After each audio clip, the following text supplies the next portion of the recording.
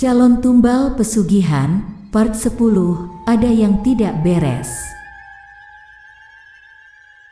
Beberapa menit sebelum Hesti datang ke warung milik Jaya. "Pah, ayo kita ke rumahnya Neng Dinda.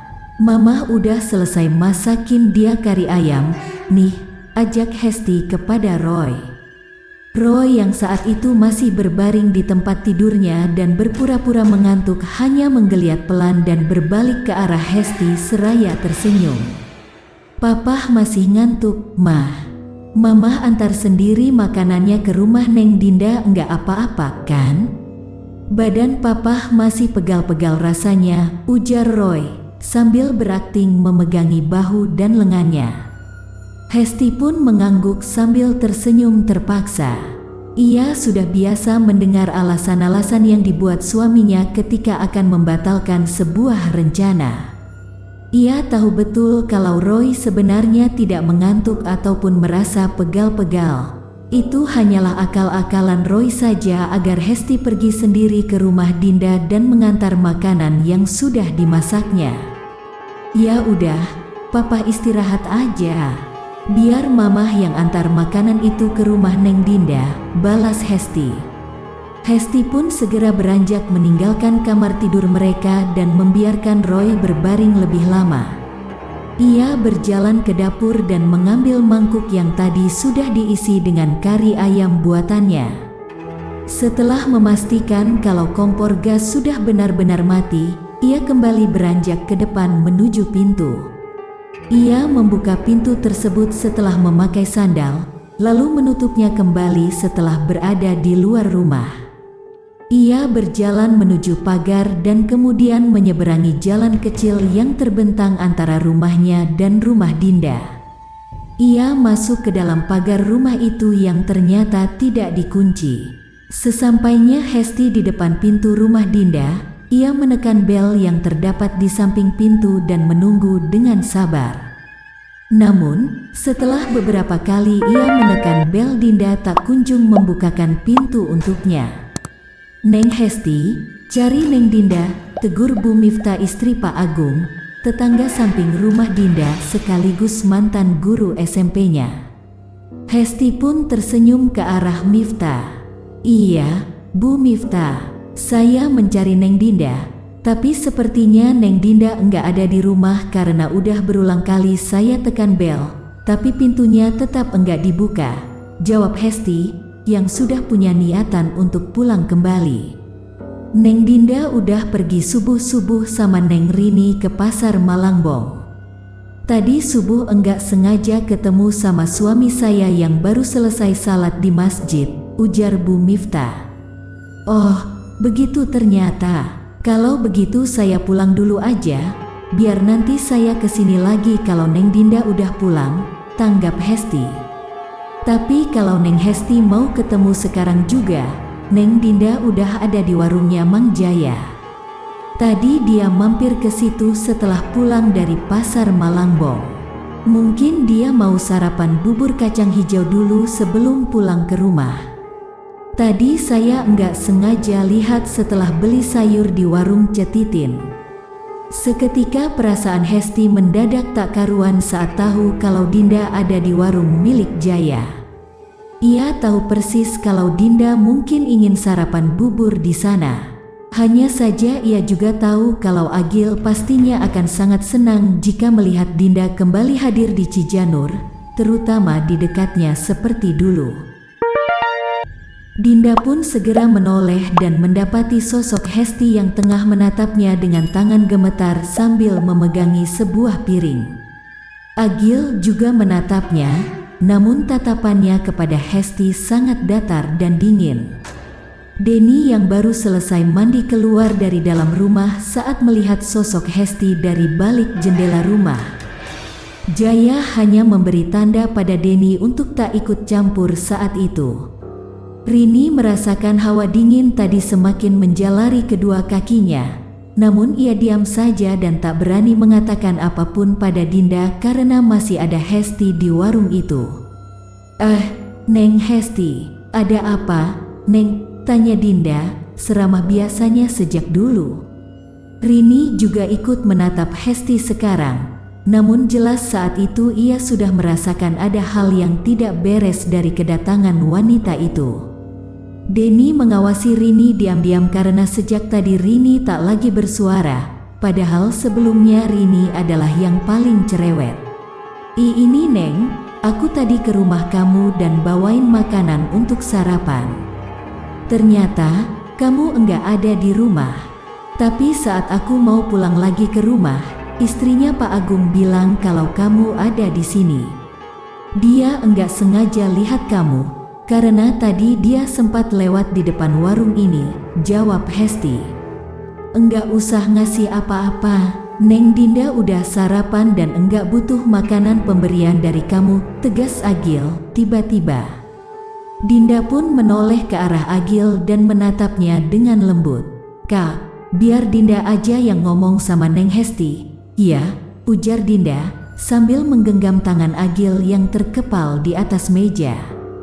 Agil pun langsung mengalihkan tatapannya pada Dinda saat merasakan tangannya digenggam dengan lembut, lalu mengangguk dan membiarkan wanita itu menghadapi Hesti. Hesti bisa melihat bagaimana Dinda menggenggam tangan Agil ketika sedang menenangkan pria itu. Mendadak hatinya terasa sangat panas karena melihat kemesraan yang terjadi antara dua insan yang dulu salah satunya tak berbalas cintanya. Namun apa yang dilihat Hesti saat ini sungguh tak pernah terbayangkan sama sekali di dalam pikirannya. Yang selalu ia tahu, dulu Agil hanya mencintai diri Hesti seorang, bukan Dinda. Tak lama setelah menenangkan Agil, Dinda pun bangkit dari kursi yang tengah didudukinya dan berdiri di hadapan Hesti seraya tersenyum. Hesti berusaha keras untuk tidak memperlihatkan rasa cemburunya terhadap Agil dan Dinda. Namun bagaimanapun kerasnya ia mencoba untuk menyembunyikan kecemburuannya, bahasa tubuhnya sama sekali tak mendukung apa yang dilakukannya. Bu Miftah ngasih tahu Neng Hesti kalau Dinda ada di sini, tanya Dinda. Iya, Neng, Bu Miftah yang kasih tahu. Tadi aku beberapa kali menekan bel di pintu rumah kamu, tapi enggak ada jawaban dan enggak ada yang buka pintu. Saat Bu Miftah lihat aku ada di depan rumah kamu, dia menegur dan memberitahu kalau kamu sudah pergi sejak subuh bersama Neng Rini ke pasar Malangbong. Dia juga bilang melihat kamu mampir ke sini saat sedang belanja di warung Cetitin, jawab Hesti. Yakin Bu Miftah yang kasih tahu kamu? Jangan-jangan kamu sendiri yang mencari-cari tahu tentang keberadaan Neng Dinda, sindir Denny. Kak Denny, tegur Dinda dengan halus. Jangan bilang begitu, pintanya. Saya enggak bohong kok, Kak. Udah enggak usah menjelaskan. Saya enggak mau dengar penjelasan kamu. Enggak butuh, potong Denny dengan cepat. Hesti pun kembali terdiam setelah mendengar apa yang Denny katakan kepadanya. Agil pun meraih tangan Dinda dan memberinya tanda untuk mundur dari hadapan Hesti. Namun Dinda membalas tanda dari Agil dan tampak seperti sedang memohon padanya untuk bersabar. Di tengah canggung dan kakunya suasana saat itu, Dinda pun kembali menatap ke arah Hesti dan tersenyum seperti tadi. Mana makanannya, Neng? Dinda terima ya, tapi mungkin nanti siang baru akan Dinda makan, karena barusan Dinda udah sarapan. Enggak apa-apa, kan, Neng? Tanya Dinda. Iya, enggak apa-apa, jawab Hesti, sambil menyerahkan semangkuk kari ayam ke tangan Dinda. Dinda pun menerimanya saat Hesti menyodorkan mangkuk tersebut. Oh iya, mangkuknya nanti baru Dinda kembalikan ya, Neng? Soalnya Dinda belum pulang ke rumah dan masih nungguin Rini yang makannya kayak siput, ujar Dinda. Rini hanya bisa tersenyum saja dan pura-pura makan dengan lambat, selambat siput.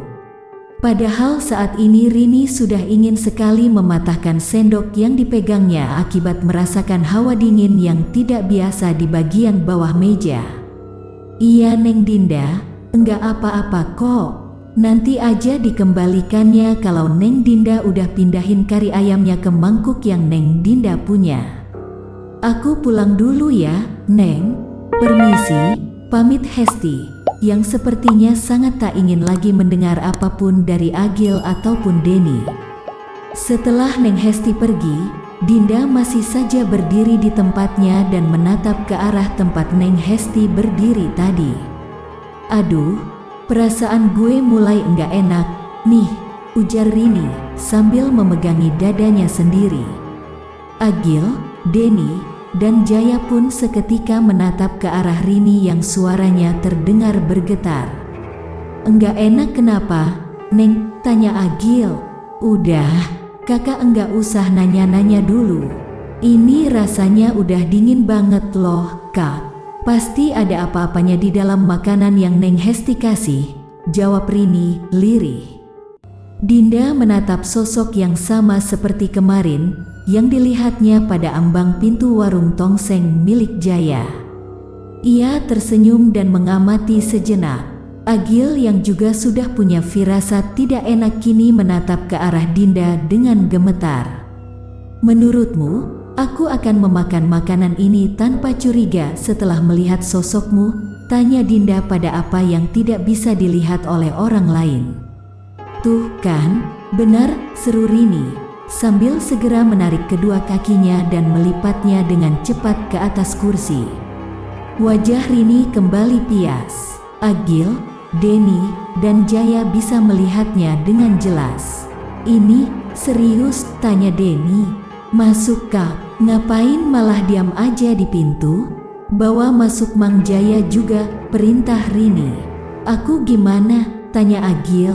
Diam di sini. Karena udah terlanjur kakak ada di sini dari tadi, jawab Rini sambil mencengkram erat lengan baju yang dipakai oleh Agil. Denny dan Jaya masuk ke dalam rumah dan menutup pintu. Dinda meraih kantong plastik belanjaannya yang ia kosongkan dan membuang kari ayam itu ke dalamnya, hingga hanya tersisa mangkoknya saja sekarang. Setelah itu, ia mengambil satu gelas air putih yang tadi Agil sajikan di meja. Dinda terlihat membacakan sesuatu pada air itu dan meniupnya. Tak lama kemudian, Dinda pun menyiram mangkuk bekas kari ayam tadi dan membiarkan airnya mengalir ke dalam kantong plastik berisi kari ayam yang akan dibuang. Makhluk itu akhirnya terlihat seperti terpecah-pecah di hadapan Dinda, seiring dengan angin yang tiba-tiba bertiup dengan kencang. Bulu kuduk Agil meremang, ia juga merasakan hal tidak biasa ketika angin sedang bertiup kencang ke arah bagian dalam warung milik Jaya. Semuanya berakhir setelah mangkuk tersebut sudah bersih, usai Dinda menyiramnya dengan air yang dibacakan tadi. Angin berhenti bertiup dan makhluk tadi telah menghilang.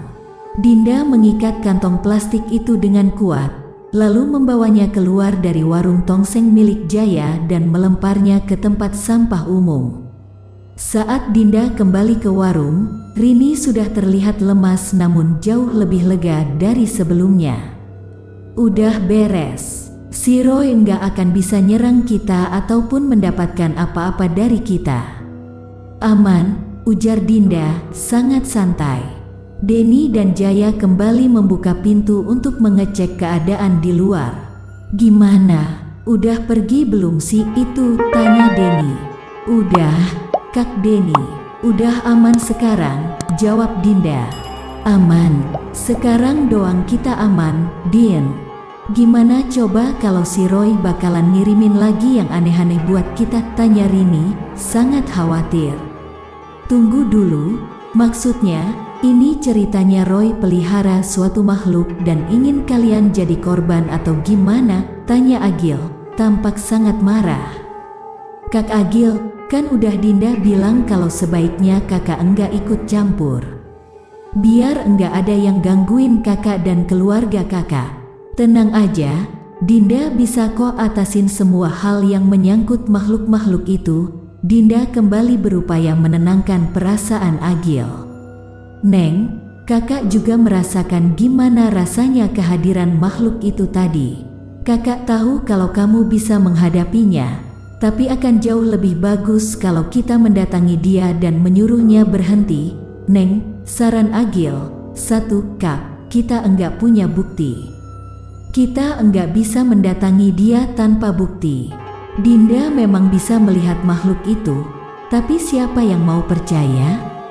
Saat ini, yang percaya kalau Dinda bisa lihat makhluk-makhluk seperti itu hanya beberapa orang aja, termasuk Kak Agil, Kak Denny, dan Mang Jaya. Selebihnya, semua akan menyebut Dinda ini gila. Kakak paham kan maksudnya? Tanya Dinda. Agil pun terdiam setelah mendengar penjelasan dari Dinda. Ia jelas tidak mau jika ada yang menyebut Dinda gila hanya karena bisa melihat makhluk-makhluk gaib. Ia tak mau Dinda menjalani hidup yang tidak tenang. Dinda enggak mau Kak Agil kena masalah. Roy bisa aja melaporkan Kak Agil ke polisi dengan tuduhan pencemaran nama baik, kalau Kak Agil mendatangi dia tanpa punya bukti. Sekarang lebih baik Kak Agil fokus aja untuk membantu Mang Jaya dan Kak Denny mengurus warung ini. Biar nanti Dinda yang hadapi kalau terjadi apa-apa, bujuk Dinda pada Agil. Tapi kakak enggak bisa tenang, Neng Dinda. Jelas Agil jauh lebih lembut dari sebelumnya. Menurut Kak Agil aku bisa hidup tenang selama ini? Tanya Rini. Sama sekali enggak, Kak. Hanya aku enggak punya pilihan selain mengikuti apa yang Dinda katakan. Kalau aku enggak mengikuti apa yang dia katakan, maka imbasnya jelas akan terlihat pada kehidupan Dinda. Dan saat ini Kak Agil harus memikirkan itu, bukan hanya sekedar memenuhi emosi yang terus berkobar di hati kakak, tegasnya. Rini segera membayar 2 mangkuk bubur yang tadi mereka pesan. Setelah itu mereka segera berpamitan pulang karena tak lama lagi warung akan segera ramai oleh pembeli. Neng, panggil Agil, sebelum Dinda pergi terlalu jauh. Dinda berbalik dan tersenyum lagi ke arah Agil. Agil menyodorkan ponselnya pada Dinda, plus minta nomor telepon Neng Dinda. Kalau ada apa-apa, Neng Dinda bisa hubungi kakak atau kakak yang akan hubungi Neng Dinda, pinta Agil penuh harap. Bersambung. Makin menarik dan penasaran dengan cerita selanjutnya kan? Terus pantengin channel Asal Gawe. Jangan lupa like, komen, subscribe, dan bagikan, serta tonton video lainnya. Salam sehat dan sukses untuk semua.